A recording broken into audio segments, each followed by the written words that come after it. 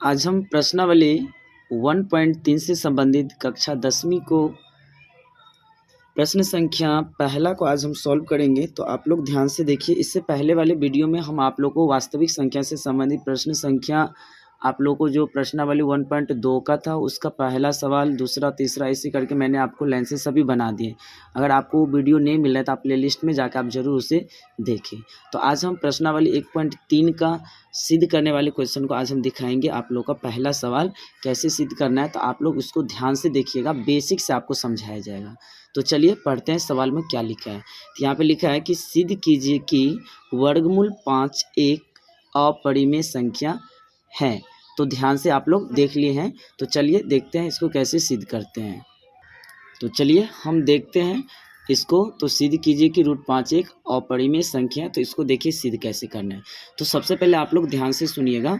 तो प्रश्नावली 1.3 से संबंधित आप लोग का ये सवाल। तो देखिए यहाँ पे लिखा है वर्गमूल 5 एक अपरिमेय संख्या। तो इसको सिद्ध करने के लिए सबसे पहले अभी करना क्या है आप लोग को, तो जैसे ही √5 दिया है ना तो इसको हमें उल्टा मान लेना है। जैसे कि अगर अपरिमेय कह रहा है ना तो इसको परिमेय मान लेना है। जैसे इसका अगर हम उल्टा मान लेंगे तो इसको सिद्ध करने में हमें सहज होगा। तो देखिए इसको हम कैसे उल्टा मानते हैं, तो ध्यान से सुनिएगा। तो सबसे पहले हम इसमें लिखना क्या है कि माना कि वर्गमूल 5 एक परिमेय संख्या है। देखिए मैंने क्या लिखे यहाँ पे, माना कि √5 एक परिमेय संख्या है। अब क्या किए हैं तो इसका उल्टा माने हैं। तो यहाँ पर हम लिख देंगे जो दिए गए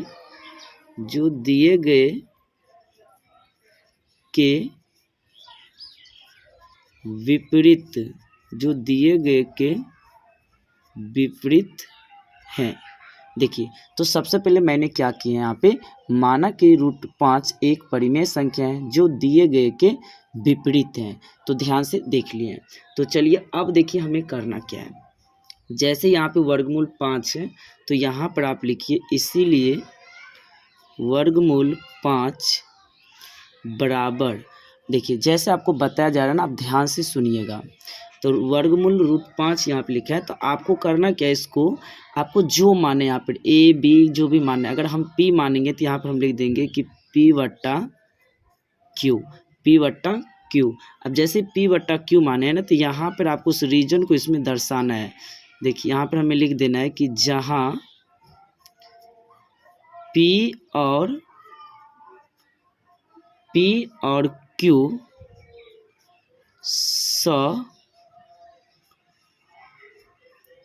अभाज्य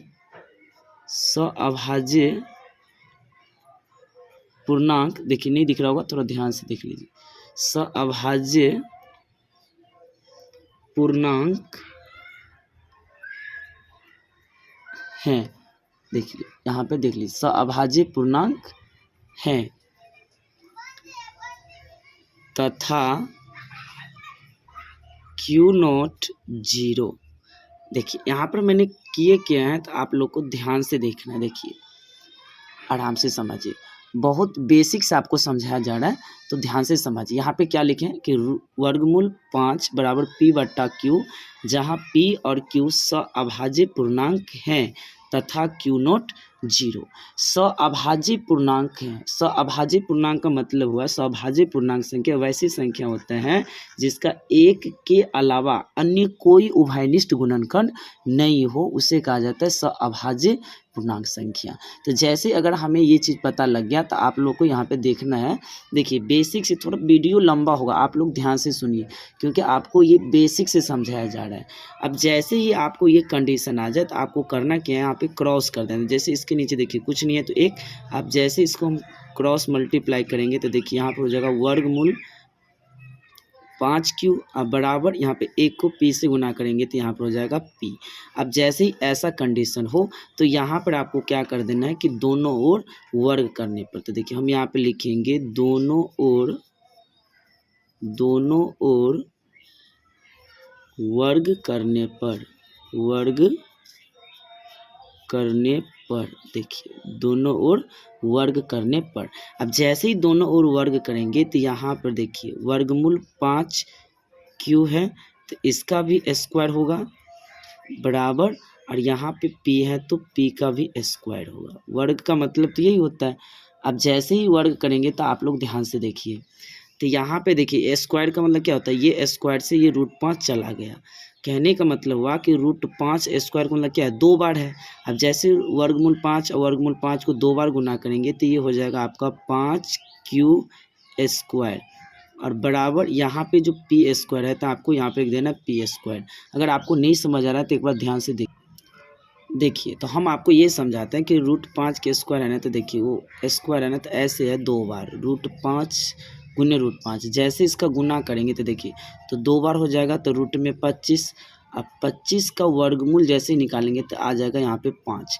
तो ये देखिए ये 5 कैसे किए हैं, तो यही चीज़ को मैंने यहाँ पे लिखे हैं, देखिए 5 है ना, तो यहाँ पर देखिए तो डायरेक्ट ये स्क्वायर से समझिए कि ये स्क्वायर से ये रूट चला गया तो बच गया 5, और ये क्यू है तो ये स्क्वायर इसको भी स्क्वायर किया जाता है तो 5q² अब बराबर में ये p²। तो उम्मीद रखते हैं आपको ये समझ में आ गया होगा।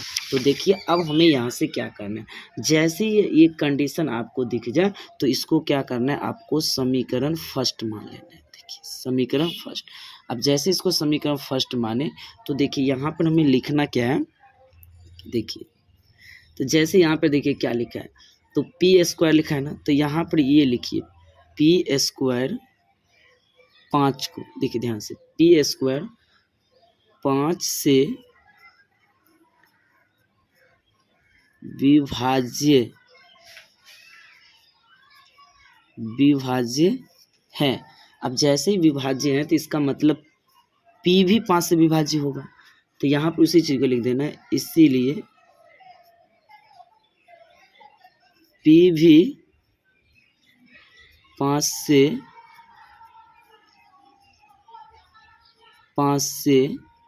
विभाज्य होगा। अब जैसे ये होगा तो इसको आपको कर लेना है कथन ए मान लेना है।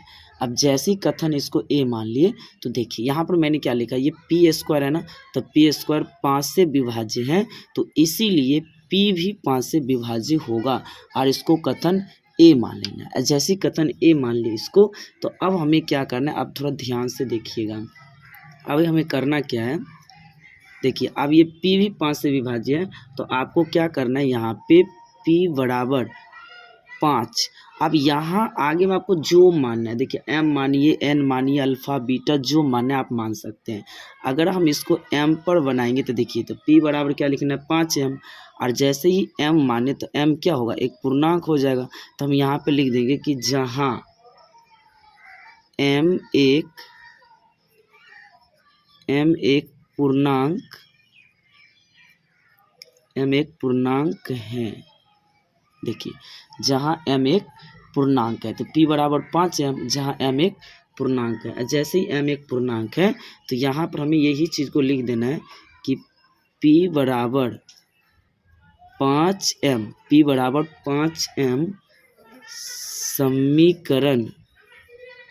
समीकरण फर्स्ट में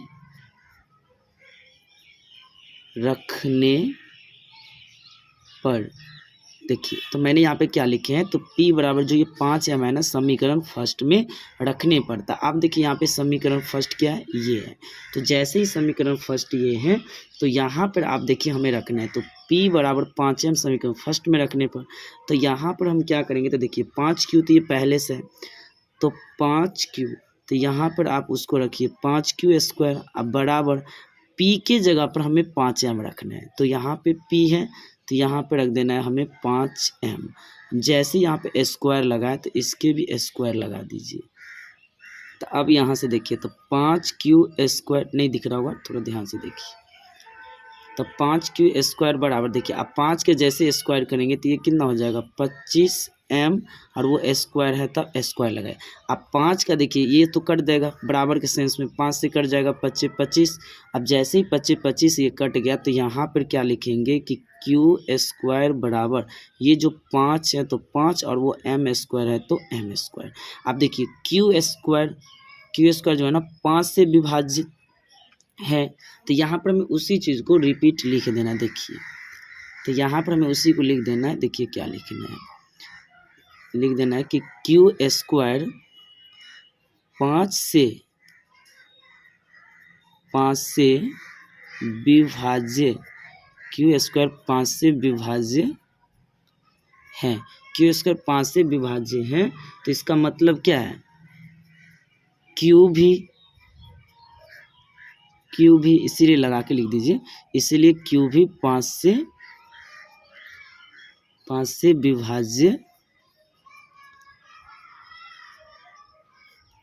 विभाज्य होगा।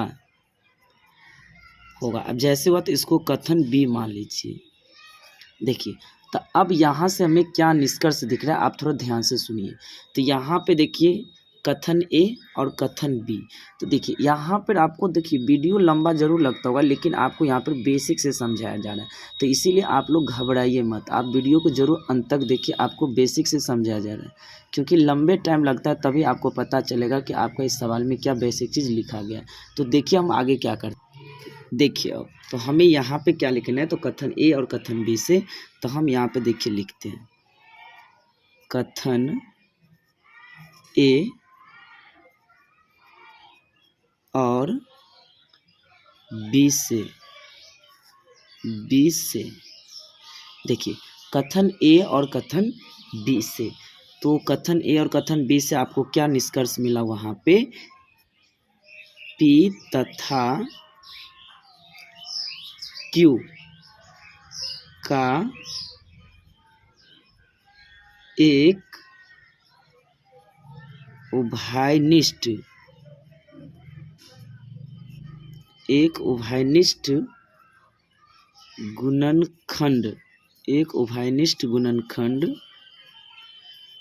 गुणनखंड 5 है। देखिए एक उभयनिष्ठ गुणनखंड 5 है, क्योंकि आपको अभी पता चल गया होगा कि एक उभयनिष्ठ गुणनखंड 5 है, मतलब कथन ए से और कथन बी से, क्योंकि वहाँ पे p को 5 से विभाजित करा है। देख लीजिए यहाँ पे p कथन ए में, यहाँ पे देखिए 5 और यहाँ पे q भी 5, तो यहाँ से क्या हुआ, कथन ए और कथन बी से p तथा q का एक उभयनिष्ठ गुणनखंड 5 है। और जैसे ही एक उभयनिष्ठ गुणनखंड 5 है तो हम यहाँ पर क्या लिख सकते हैं, देखिए तो जैसे गुणनखंड 5 है तो हम लिख सकते हैं कि P और Q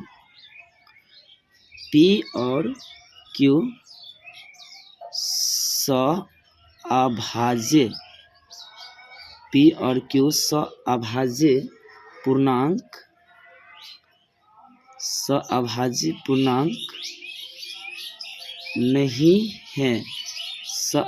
पूर्णांक नहीं है, क्यों नहीं है, क्योंकि आपको अभी बताया गया था सअभाज्य पूर्णांक, एक के अलावा कोई उभयनिष्ठ गुणनखंड नहीं होना चाहिए, एक के अलावा। तो यहाँ पे P और Q का क्या है, उभयनिष्ठ गुणनखंड, तो वहाँ पे 5 दिख रहा है, यहाँ पे जैसे ही 5 है तो इसका मतलब सअभाज्य पूर्णांक नहीं है। और जैसे ये सअभाज्य पूर्णांक नहीं है तो हम यहाँ पर क्या लिख देंगे कि √5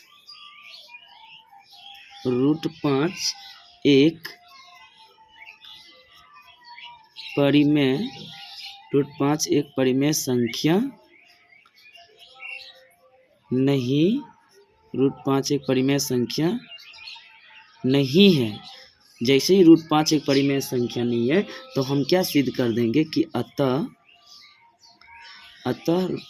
√5 एक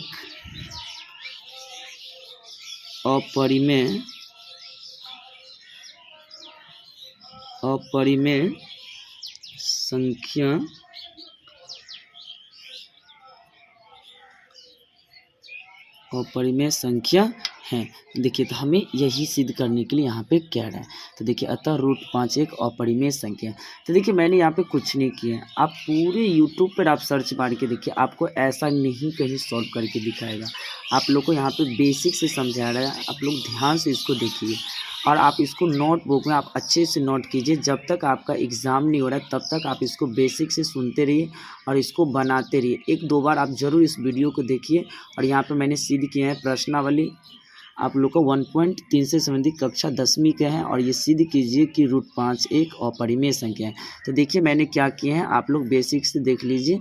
आपको करना क्या है, तो आप लोग इसको देखिए, वीडियो को पॉज करके आप इसे नोट कर लीजिए।